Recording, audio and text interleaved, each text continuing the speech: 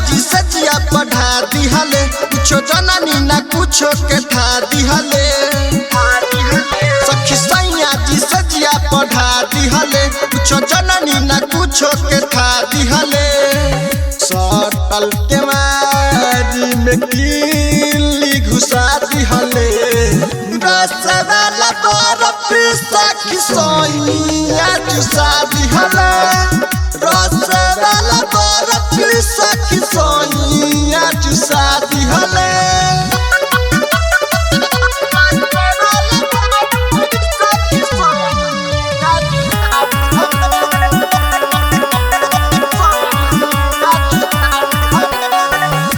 सखी रे धके बाजा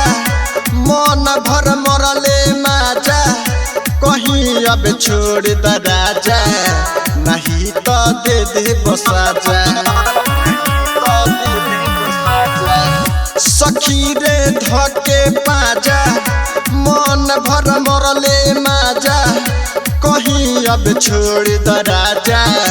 नहीं तो दे दे बसाजा निंदिया से मातल रही हम के उठा दिहले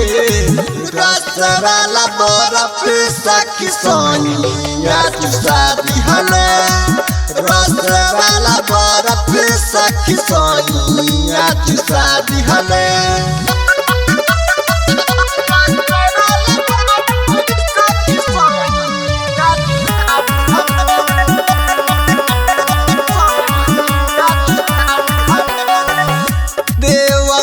निरंजन